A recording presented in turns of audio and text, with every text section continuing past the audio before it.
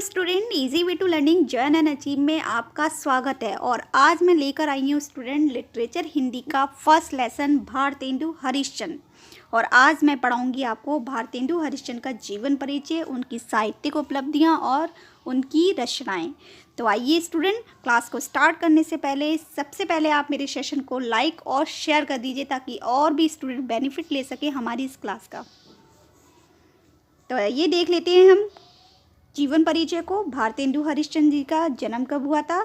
यहाँ लिखा हुआ है, आधुनिक युग के प्रवर्तक भारतेंदु हरिश्चंद्र का जन्म 1850 ईस्वी में काशी के एक संपन्न परिवार में हुआ था। काशी के प्रसिद्ध सेठ अमीचंद के वंशज भारतेंदु के पिता का नाम बाबू गोपाल चंद्र था, जो गिरिधर दास के नाम से कविता लिखते थे। सो स्टूडेंट, इसमें कहा गया है कि भारतेंदु हरिश्चंद्र का जो जन्म है वो 1850 में हुआ था और काशी के एक संपन्न परिवार में हुआ था। काशी के प्रसिद्ध सेठ अमीचंद के ये वंशज थे और भारतेंदु के पिता का नाम क्या था? बाबू गोपाल चंद्र था, जो गिरिधर दास के नाम से कविता लिखते थे। फिर आगे देख लेते हैं। घरेलू परिस्थितियों एवं समस्याओं के कारण भारतेंदु की शिक्षा व्यवस्थित रूप से नहीं चल पाई और इन्होंने घर पर ही स्वाध्याय द्वारा हिंदी, संस्कृत, अंग्रेजी, बांग्ला, मराठी आदि भाषाओं की शिक्षा ग्रहण की। यानी कि इनकी घर की परिस्थितियाँ ज़्यादा अच्छी नहीं थी, इसलिए इन्होंने घर पर ही अध्ययन किया और अध्ययन करते हुए इन्होंने कौन कौन सी भाषाएं सीखी? हिंदी, संस्कृत, अंग्रेजी, बांग्ला और मराठी आदि भाषाओं की जो है शिक्षा ग्रहण की। इन्होंने कविताएं लिखने के साथ साथ कवि वचन सुधा, जो कि 1884 में लिखी गई थी और बनारस में लिखी गई थी, ये है नामक पत्रिका का जो प्रकाशन भी आरंभ किया। बाद में हरिश्चंद्र मैगजीन 1883 बनारस तथा हरिश्चंद्र चंद्रिका का भी सफल संपादन किया। स्टूडेंट, ये तीनों पत्रिकाएं हैं, ये इम्पॉर्टेंट है, आपके ऑब्जेक्टिव टाइप क्वेश्चन में आ सकती हैं, तो आप इनको इंडिकेट कर लीजिए, यानी कि नोट कर लीजिए अपनी नोटबुक में, ताकि आपको ये याद रहे कि हाँ, इससे रिलेटेड आपके ये क्वेश्चन बनेंगे। तो आइए आगे डिस्कस कर लेते हैं भारतेंदु जी का जीवन परिचय को।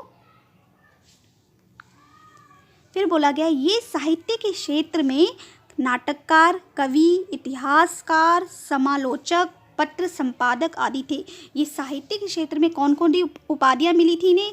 यानी कि ये कवि भी थे, नाटककार भी थे, इतिहासकार थे, समालोचक का मतलब है ये आलोचना करने के बिल्कुल इक्वल थे, ये समान तरीके से ही आलोचना करते थे, इसलिए ये समालोचक और पत्र संपादक आदि थे।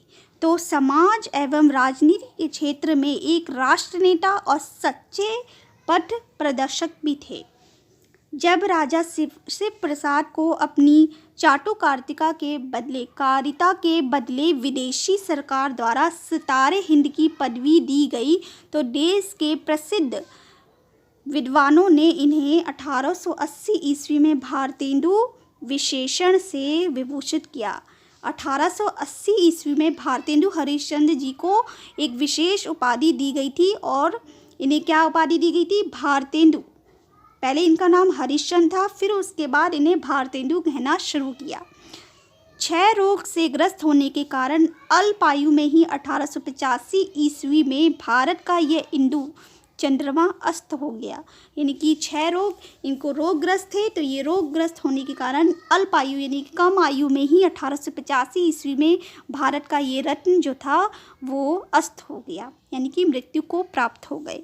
इस तरह से स्टूडेंट आपको इनका जीवन परिचय लिखना है, क्या क्या क्षेत्र में उपलब्धियां मिली इन्हें और कहाँ कहाँ कौन कौन सी पत्रिका का संपादन किया, ये तो मोस्ट इम्पॉर्टेंट है। इनका जन्म याद रखिए और इनकी मृत्यु को याद रखिए स्टूडेंट। तो आइए देख लेते हैं आगे कि आगे क्या कहा गया है। साहित्यिक गतिविधियाँ। अब साहित्यिक रूप में इन्होंने कौन कौन सी गतिविधियाँ की स्टूडेंट, इसके बारे में यहाँ पर वर्णन किया गया है। तो चलिए देख ले रहे हैं। यहाँ पर गद्यकार के रूप में भारतेंदु जी को हिंदी गद्य का जनक माना जाता है। इस पर भी एक क्वेश्चन बनता है स्टूडेंट ऑब्जेक्टिव टाइप में कि हिंदी गद्य का जनक किन्हें माना जाता है। तो भारतेंदु हरिश्चंद्र जी को गद्यकार के रूप में हिंदी गद्य का जनक माना जाता है। इन्होंने साहित्य को सर्वांगपूर्ण बनाया, यानी कि पूरी तरह से इन्होंने सर्वस्व अपना लगा लिया और पूरा सर्वांग यानी कि कंप्लीट किया इन्होंने अपने साहित्य को। इनके साहित्य से पूरा साहित्य कंप्लीट हो गया। काव्य के क्षेत्र में इनकी कृतियों को इनके युग का दर्पण माना जाता है।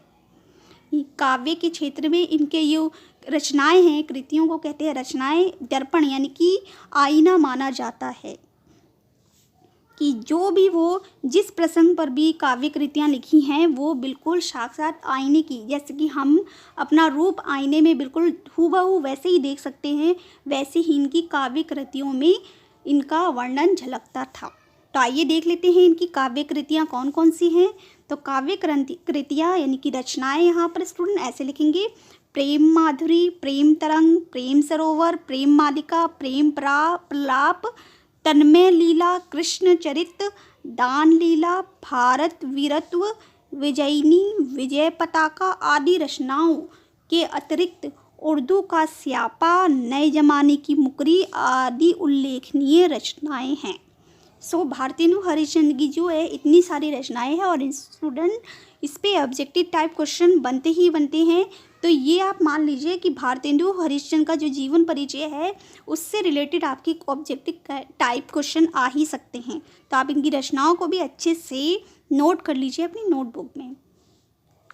फिर स्टूडेंट आगे देख लेते हैं कि आगे और कौन कौन सी कृतियाँ हैं इनकी।